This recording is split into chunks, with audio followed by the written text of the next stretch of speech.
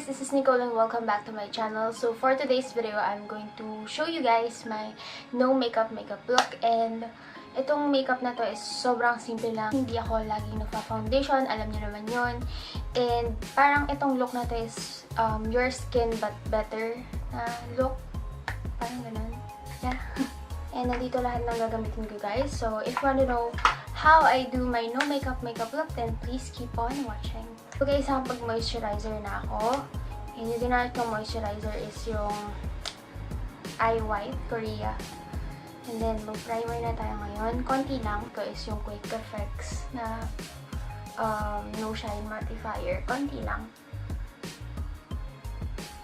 Concealer na tayo guys. So, ang gagamitin ko is yung LA Girl na Pro Conceal. Ito guys, hindi ko talaga to kayang i-stop na gamitin kasi ito talaga yung perfect shade sa akin. Kasi kamatch na talaga yung skin tone ko. So, ito, ginagamit ko siya para ma-conceal yung mga, ayan, yung mga dark spots, pimple marks. Although, hindi siya full coverage ha. Pero, blend ko lang with my fingers. Okay lang sa akin guys, kahit may matirang konting kitang mga pimple marks. Para mas natural. For my eye bags, ang gagamitin ko is this Maybelline Instant Age Rewind Concealer. I'm in the shade medium. Yung shade ko pala, kung hindi ko pala nasabi dun sa LA Girl, pure beige yung shade ko dun guys. Tapos ito, lagay ko lang siya sa under eye area.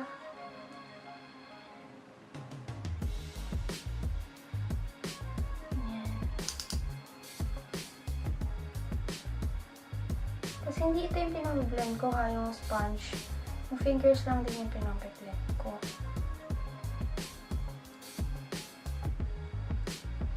Tapos, pagkatapos ko siya gamitin, tinatakpan ko agad siya kasi may sponge na siya na applicator. Yan. Fingers lang ulit. Blend. Guys, hindi ko muna siya isa-set yung face ko. Maglalagay muna ako ng cheek tint. Ginagamit ko is yung KJM Bold. Tsaka Bittersweet Magenta for my cheeks. Then guys, isa-set ko yung face ko with L'Oreal Infallible Pro Matte Powder. I'm in the shade 200 Natural Beige.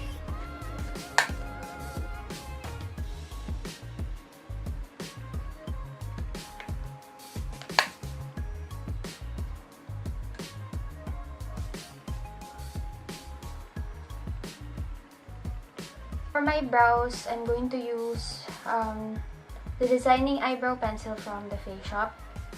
I'm in the shade 04 Black Brown. Ito talaga yung favorite kong eyebrow pencil. And yan.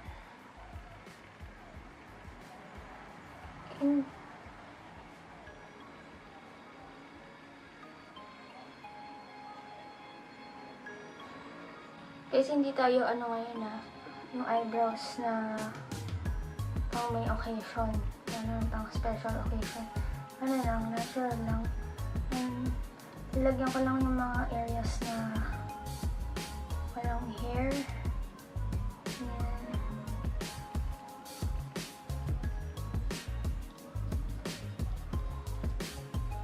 Next naman guys, di ba nag-blush na ako kanina, pero dadagdagan ko pa siya ng konti.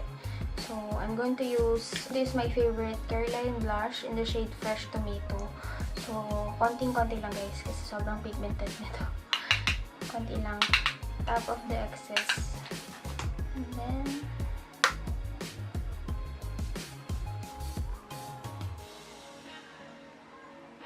next naman is, i-curl ko na yung lashes ko guys, kasi hindi nga mahaba yung mga lashes ko. So, hindi ko pwede skip tong mascara. So, and I'm just going to use my Maybelline Hypercurl mascara. And plan ko sana bilhin yung Hair and Make na long and curl. Pero, ayun, titignan ko pa kung Saan ako makakabili nun? Kasi, maganda lang yun.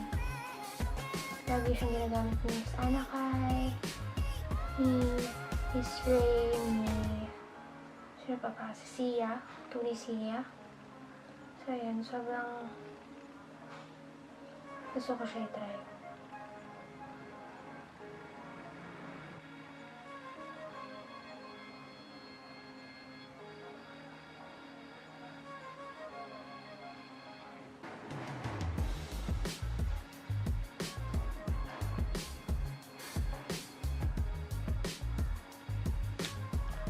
The lips naman guys, gagamitin ko yung KJM na Bittersweet Magenta. Konti lang. And then, papatungan ko siya ng MAC lipstick in the shade Velvet Teddy.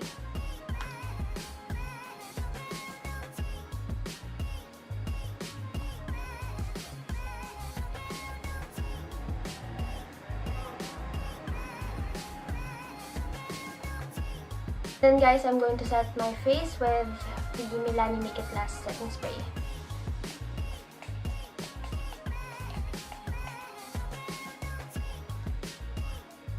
So that's it for today's video guys. Thank you so much for watching and I will see you on my next video.